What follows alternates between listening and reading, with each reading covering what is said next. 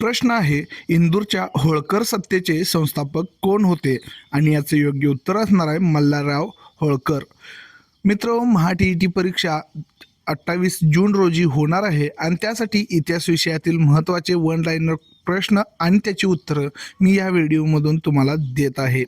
पुढचा प्रश्न बघा, मल्हारराव होळकर कोणत्या युद्ध पद्धतीत निष्णात होते? आणि याचं योग्य उत्तर असणार आहे गनिमी काव्याच्या युद्ध पद्धतीत.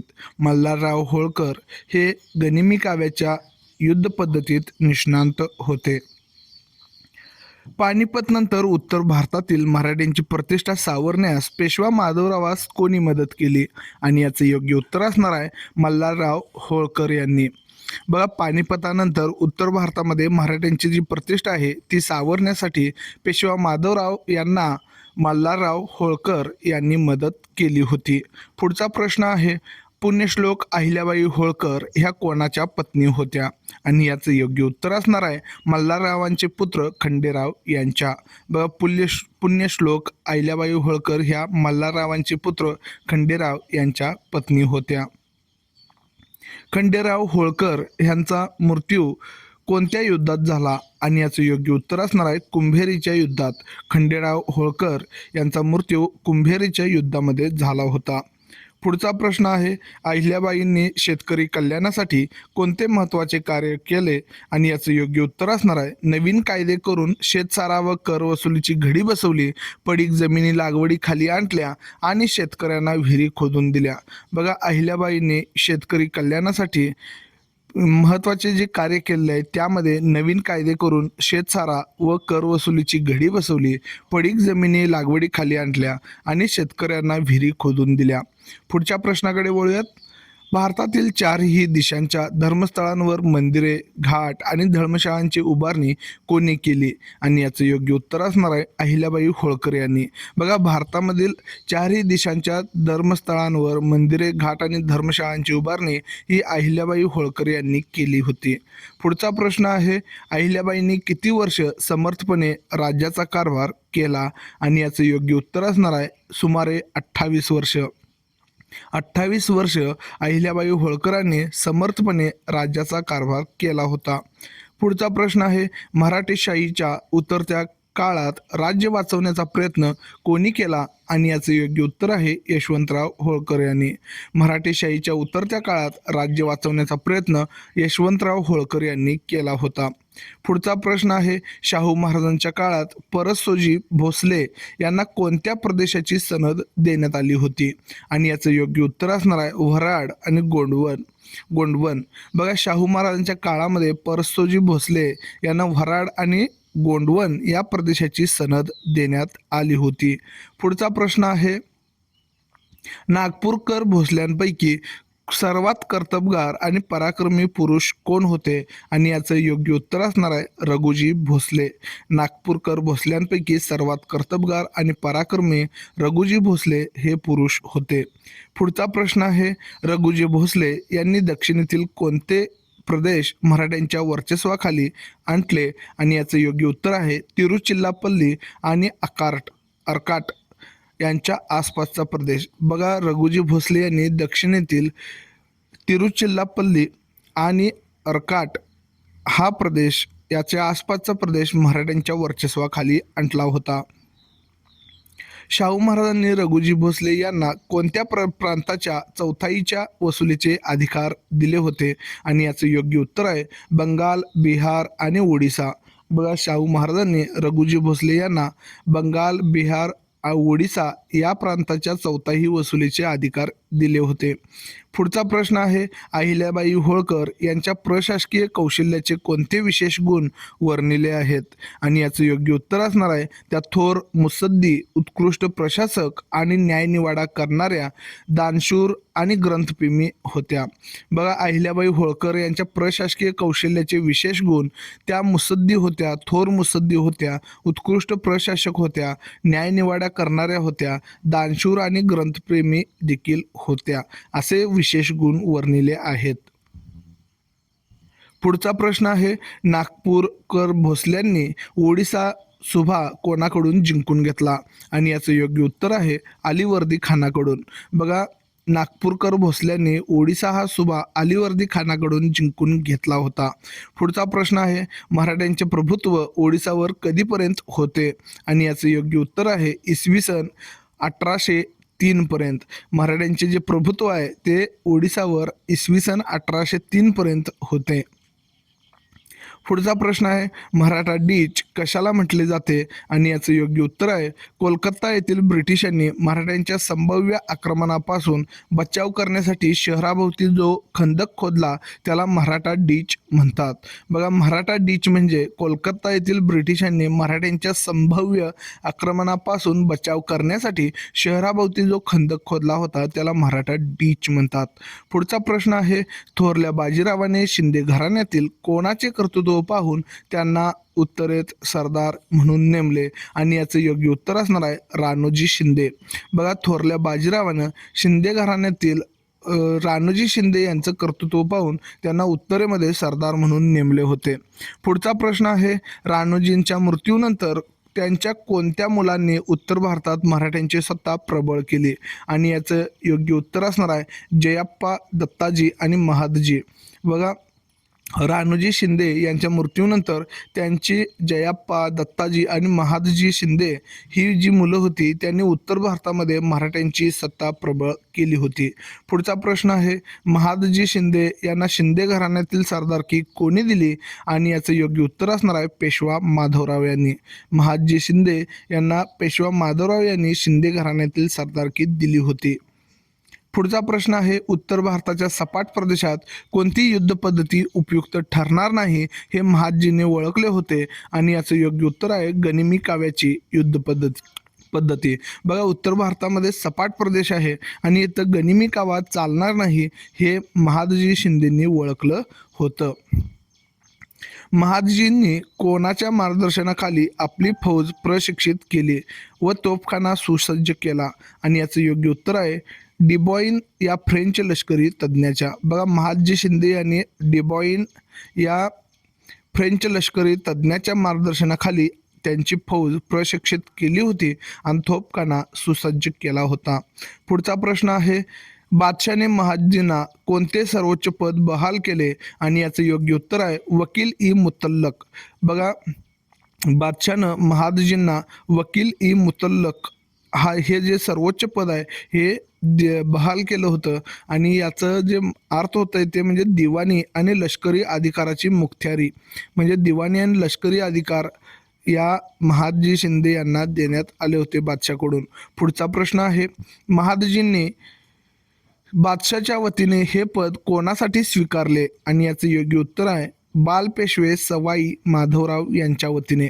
बघा, महादजीने बादशाच्या वतीनं हे जे पद आहे हे बालपेशवे सवाई माधवराव यांच्यासाठी किंवा यांच्या वतीने हे स्वीकारलं होतं.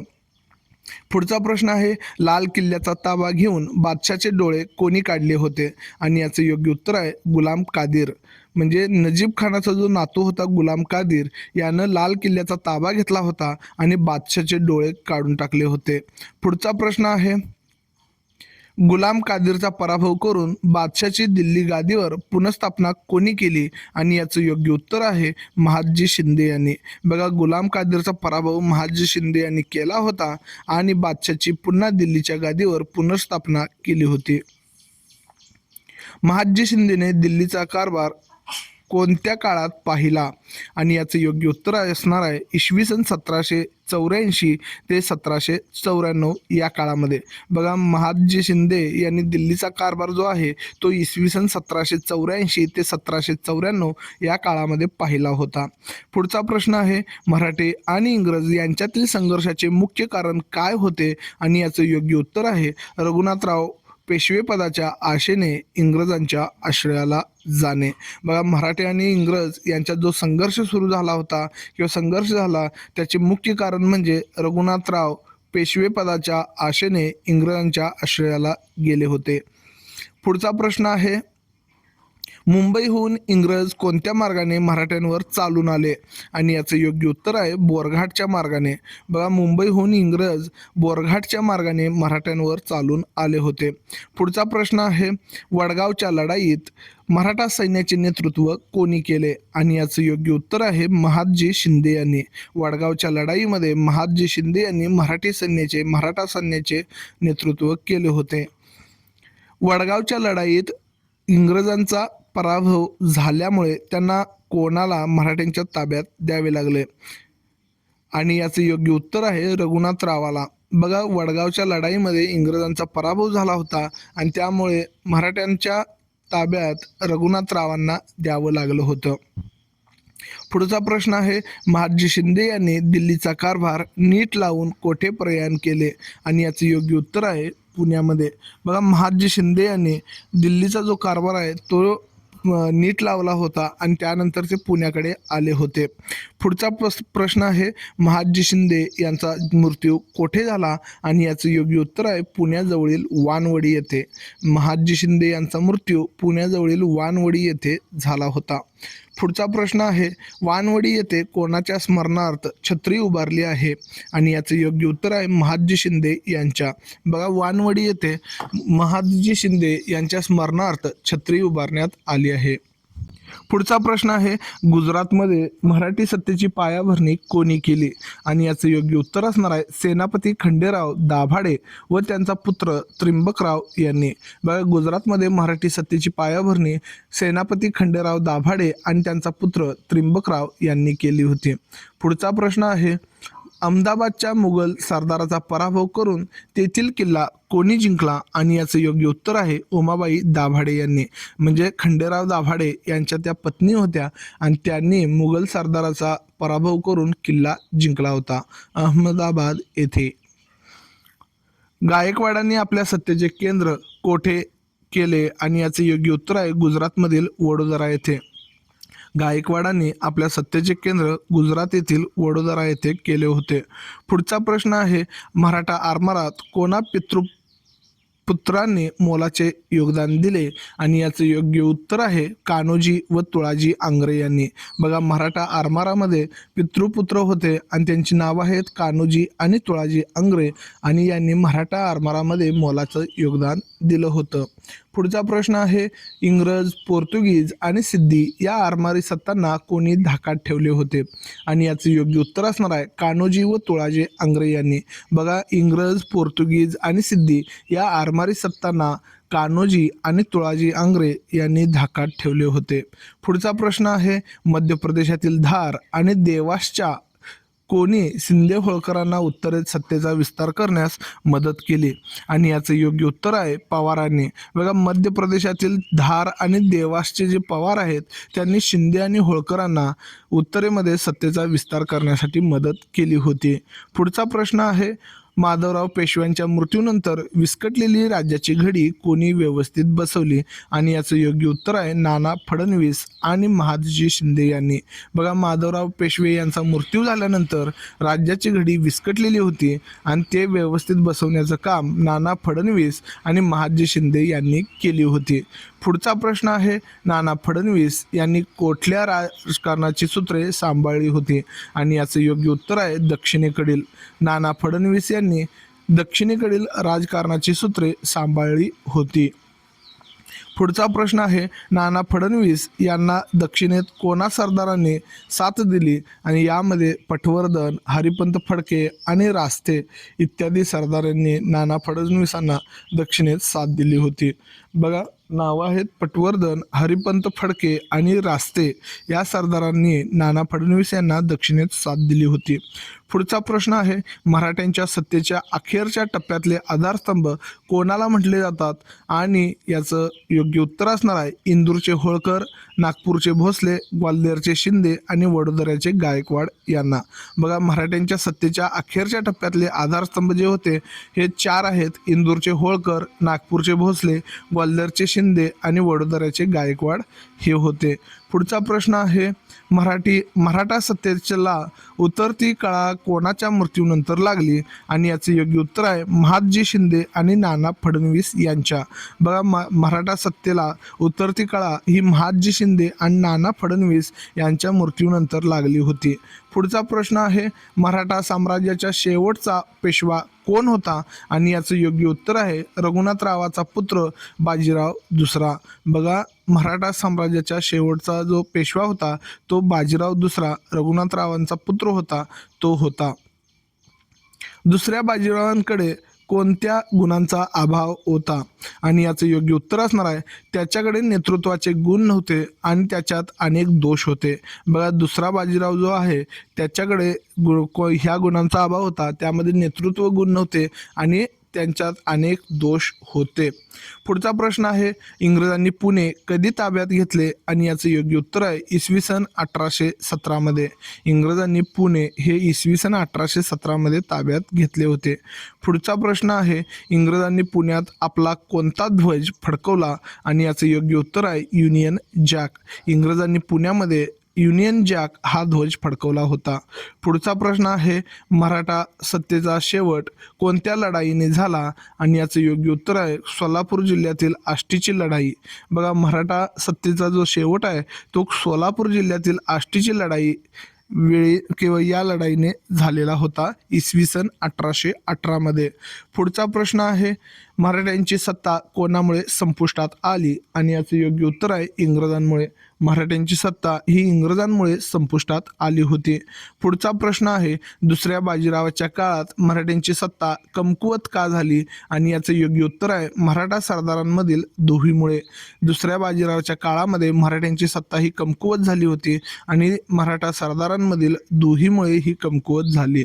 पुढचा प्रश्न आहे मराठ्यांच्या सत्तेचा अस्त ही भारताच्या इतिहासातील कोणती महत्त्वाची घटना ठरली आणि याचं योग्य उत्तर आहे यामुळे भारताचा मध्ययुग संपला आणि आधुनिक कालखंडाला सुरुवात झाली. बघा मराठ्यांच्या सत्तेचा जो अस्त आहे त्यामुळे भारताच्या इतिहासात महत्त्वाची घटना घडली होती आणि ते घटना ठरली होती आणि ते म्हणजे भारताचा मध्ययुग संपला आणि आधुनिक कालखंडाला सुरुवात झाली. मराठ्यांच्या पराभवानंतर भारताचे कोणासोबत संबंध वाढले आणि मराठ्यांच्या पराभवानंतर भारताचे कोणासोबत संबंध वाढले आणि याचं बरोबर उत्तर असणार आहे पाश्चात्य जगाबरोबर. बघा पश्चिमेकडील जगाबरोबर मराठ्यांच्या पराभवानंतर भारताचे संबंध वाढलेले आहेत. पुढचा प्रश्न आहे इंदूरच्या राज्यकारभाराची सूत्रे कोणाच्या हाती होती आणि याचे योग्य उत्तर आहे अहिल्याबाई होळकर. बघा इंदूरच्या राज्यकारभाराची जी सूत्रे आहेत ते अहिल्याबाई होळकर यांच्याकडे होती. पुढचा प्रश्न आहे नागपूरकर भोसले घराण्यातील सर्वात कर्तबगार पुरुष कोण आणि याचे योग्य उत्तर आहे रघुजी भोसले. नागपूरकर घराण्यातील सर्वात कर्तबगार पुरुष रघुजी भोसले होते. पुढचा प्रश्न आहे दिल्लीच्या गादीवर बादशाहची पुनर्स्थापना कोणी केली आणि याचं योग्य उत्तर आहे महादजी शिंदे यांनी. दिल्लीच्या गादीवर बादशाहची पुनर्स्थापना ही महादजी शिंदे यांनी केली होती. पुढचा प्रश्न आहे दक्षिण भारताच्या राजकारणाची सूत्रे कोणी सांभाळली आणि याचं योग्य उत्तर आहे नाना फडणवीस. बघा दक्षिण भारताच्या राजकारणाची सूत्रे नाना फडणवीस यांनी सांभाळली होती.